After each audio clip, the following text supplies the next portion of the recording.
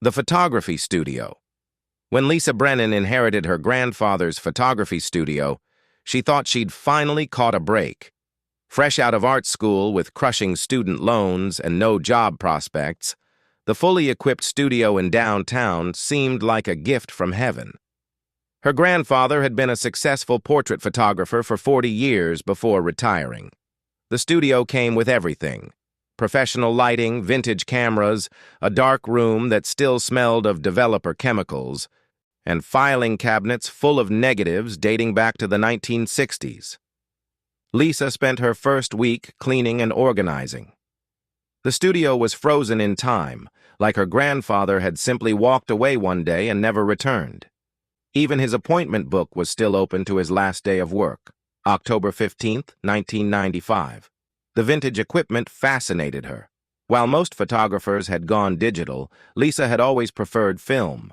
There was something magical about the chemical process, the anticipation of seeing what you'd captured emerge in the developer tray. She decided to test one of the old cameras, a beautiful Leica from the 1970s.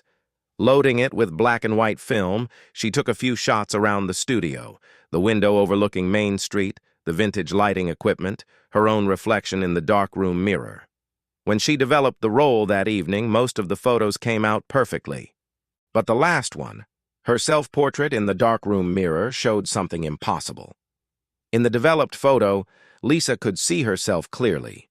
But standing behind her in the mirror's reflection was an older man she didn't recognize. He was wearing a suit from maybe the 1980s and had a kind but serious expression. The detail was perfect. She could even see the pattern on his tie.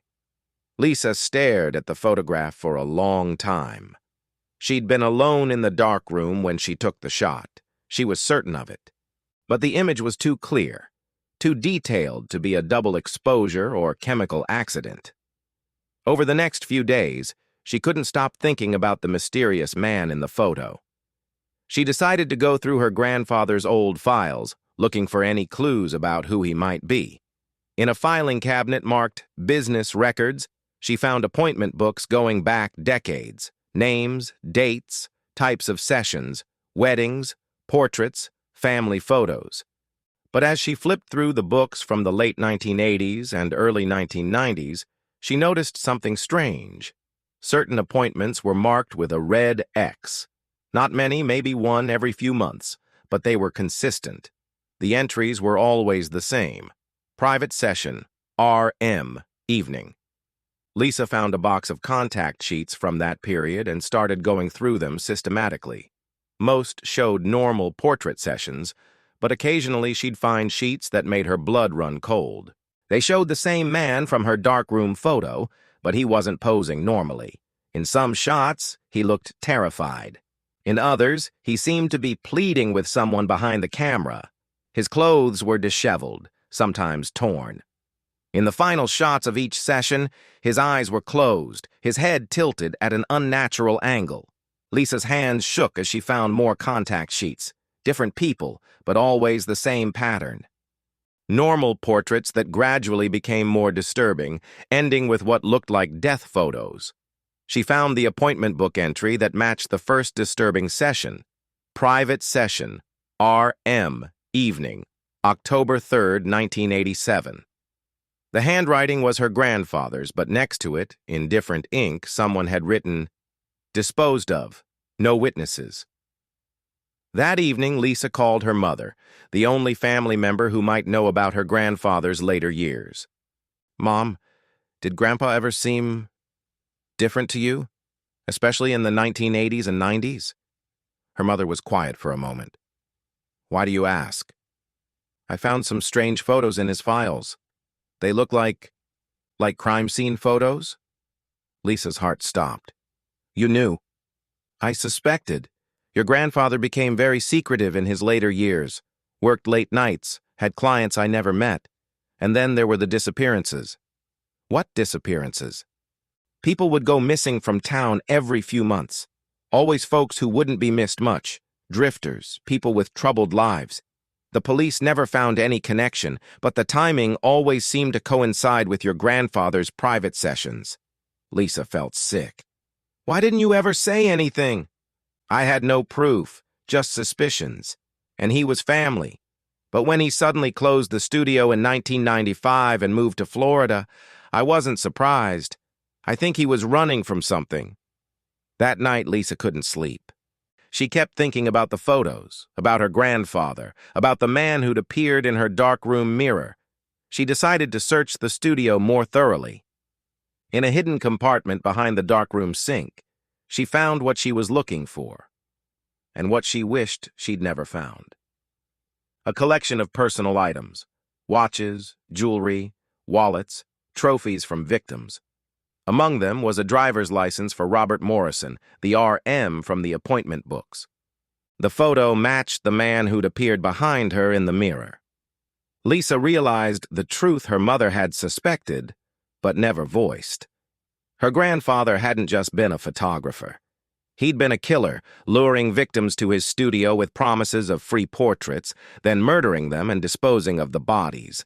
The private sessions had been executions. But why was Robert Morrison appearing in her photos now? That's when she understood. The studio itself had absorbed the horror of what happened there. The victims' final moments had been captured not just on film, but somehow imprinted on the very walls, the equipment, the dark room where they'd taken their last breaths. Robert Morrison wasn't just appearing in her photos by chance. He was trying to communicate, to make sure someone finally knew what had happened to him and the others. Lisa spent the next day photographing everything: the hidden compartment, the personal effects, the disturbing contact sheets.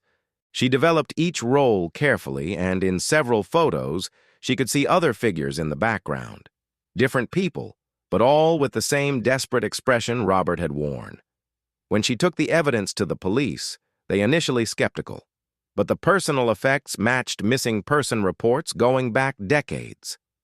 The investigation that followed uncovered the remains of 7 victims buried on property her grandfather had owned outside town. The studio was sealed as a crime scene, but Lisa felt a strange sense of relief. The victims had finally been found, their families given closure. Her grandfather's crimes had been exposed. On the last night before the studio was permanently closed, Lisa returned one final time. She loaded the old Leica with film and took a single photograph of the empty darkroom. When she developed it later at a friend's studio, the image showed the darkroom as it was: empty, quiet, at peace. No ghostly figures, no desperate faces. Just an old room that could finally rest. Lisa never worked as a photographer again. Some secrets, she learned, are too heavy to carry alone. But she kept Robert Morrison's driver's license, a reminder that sometimes the dead need the living to speak for them, and that justice, even delayed by decades, can still be served. The studio building was eventually demolished. In its place, the city built a small memorial garden with a plaque that read, "In memory of those whose stories were never told." Lisa attended the dedication ceremony, and as she looked at the peaceful garden, she could swear she felt a sense of gratitude in the air. Some ghosts, she realized, aren't there to haunt the living. They're there to make sure the truth doesn't die with them.